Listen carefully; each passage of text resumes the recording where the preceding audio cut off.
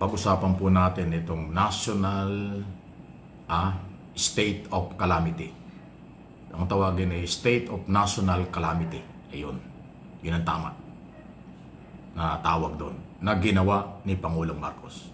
Dahil dito sa sunod-sunod na malalakas na yung super typhoon at saka ho yung nangyaring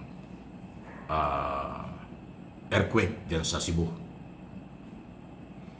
Ang kabutihan po ng state of national calamity, ibig sabihin, dahil buong taon itong idiniklara, lahat ng calamity fund, lahat ng pera ng national and local government na related sa calamity fund. Kasi ang budget po, itemized yan, iba-ibang, ibig sabihin, specific yan pagkakagastusan. Yung budget para sa kalamidad, yan po yung gagamitin. Okay? Ito ang dapat nating bantayan. Ang layunin ni Pangulong Marcos kaya i-declare ang state of national calamity para mabilis na makarecover at matulungan ang lehitimo o mga biktima ng kalamidad. Yan ang layunin. Maganda. Ngayon, kaya dapat tayo magbantay. Kasi ito pong calamity fund madaling nakawin ng masasamang grupo. Madaling pagsamantalan ito ng mga corrupt government official kasi wala yang resibo. Pag sinabing calamity fund, hirap ang Commission on Audit na babantayan yan. Maniwala kayo, hindi kayang bantayan ng mga auditor ng local and national government ang budget kung ilang bilyon ito or trillion ito na gagastusin. Hirap yang babantayan kasi walang resibo.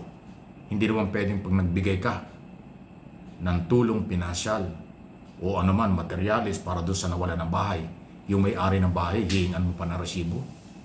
Yung kawawang biktima ng kalamidad, hihingan mo pa ng resibo. Yan ang sinasabi ko.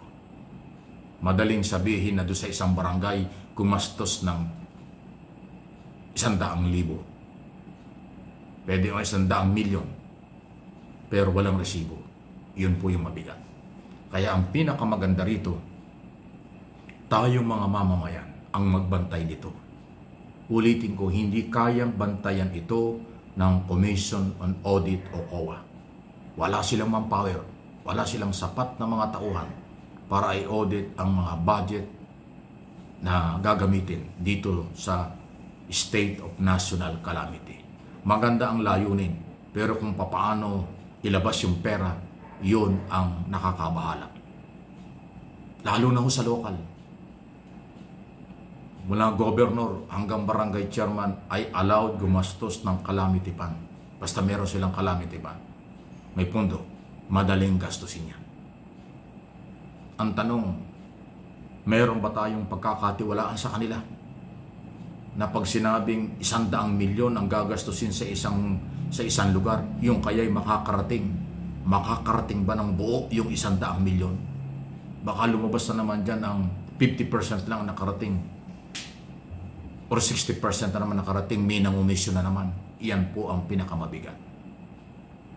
Malamang pagkatapos ng investigasyon tungkol dito sa flood control, scam at iba pa, sa susunod na taon, ang ating pag-uusapan ay pag-iimbestiga sa calamity fund. Huwag sanang mangyari yun. Hindi ko po hinuhusgahan ang nasa gobyerno, local and national. Warning lang po ito. Kasi napakadaling gastusin ng pera. Dahil ito'y pera ng bayan at tayo ang dapat alam natin kung saan at tamang ginastos. Kung nga pong mga flood control infrastructure project, may kontrata yun Nananakaw nila Nagkakaroon ng substandard project, nagkakaroon ng ghost project. May dokumento yun. May kontrata, may kontraktor, may pag-aaral, may program, pero nananakaw nila. Ang calamity fund, walang programa yan. Kung sino ang biktima ng kalamidad, bibigyan ng pera, gawin mo yung development sa lugar na yan. Hindi mo naman pwedeng gumawa ka ng plano para sa paggawa ng bahay, tapos bibigyan mo ng bahay, yun bawat isang Pilipino. Walang ganun. Langsam-langsam yan. Kaya ang advice natin, hindi naman tayo magmamagaling. Dapat gumawa ang Pangulo ng sistema kung paano i-distribute ang calamity fund at direktang makarating sa mga biktima. Pag itong calamity fund ng national government, idinaan mo sa local government, pasintabi na, hindi ko sinabing magnanakaw sila lahat. Maraming mawawala dyan. Pag dinaan mo sa governor, mangungumisyon yan. Pag dumaan mo sa mayor, mangungumisyon yan. Hindi ko nila lahat. Pero paano pag ginawa nila yan? Yari na naman ang pera ng bayan. National government pa ito. Kasi pag state of national calamity, emergency yan, local and national budget allowed gamitin. Hindi katulad ho, pagka po kasi walang deklarasyon ng calamity, hindi pwedeng gamitin ng mayor, governor ang kanilang pera tungkol dyan. Kasi specific yan para sa kalamidad. Ang national government ganoon din. Ay ngayon, idineklara state of national calamity. So, allowed na. May go signal yan ng paggastos. Ang safeguard, protection sa perang yan. Paano? Ulitin ko hindi po ito batiko sa gobyerno kay Pangulong Marcos. Actually, maganda yung ginawa. Kasi ang layunin niya, tulungan para makabawi, para makarecover ang mga tao. Ilabas ang pera na available. Ang proteksyon ng perang yan, iyan ang ating inaalam ngayon. Ipagkakatiwala ba natin kung sino-sino lang? Pasintabi na wala talagang kakayanan ng COA para bantayan ito. Di ba nga dito nga sa SCAM sa flood control, nangungumisyon din Hindi lalo na rito, walang resibo ito. Walang kontrata para mabigay sa biktima ng kalamidad. Walang kontrata para i-develop ang biktima ng kalamidad. Walang ganon. Tao-tao yan. Pera-pera yan. Bata-bata yan. Magiging palakasan pa yan. Baka magamit pa sa politika. Matindi yan. Kala nyo. Bilyon ito sa national government. Pag pinagsama-sama mo yung local, bilyon din yan. Ganyan po. Isang taon ito, hindi ito isang linggo lang. Hindi ito isang buwang state of calamity. Hindi po. 1 year state of national calamity.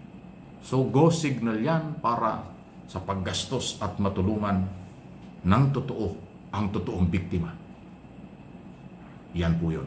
Kaya ho kayo mga local, kayo mga mamamayan sa distrito, sa city, sa munisipyo, kapitolyo, kayong mga mamayan sa national, magbantay tayo. Pag hindi natin nabantayan ito, baka magkalimutan, mapagtakpan ito. Maubos ang pera, walang na-develop. Maubos ang pera, walang naitayong bahay. Naubos ang pera, pero nagkukumahog pa rin ang biktima ng kalamidad. Sasabihin, walang nakarating sa kanila. Sasabihin, hindi nila naramdaman ng gobyerno. Naku, naloko na. Huwag sanang mangyari yon. Pero sa ngayon po, nakakaduda. Talaga pong ang mga taong naghahawak at pinagdadaan ng pera, hindi po nakakatiis makupit yung mga yan. Hindi lang basta kupit. Talaga kung ginagawang hanap buhay nila. Maahawa kayo sa totoong biktima at sa pera na pag-aari ng taong bayan.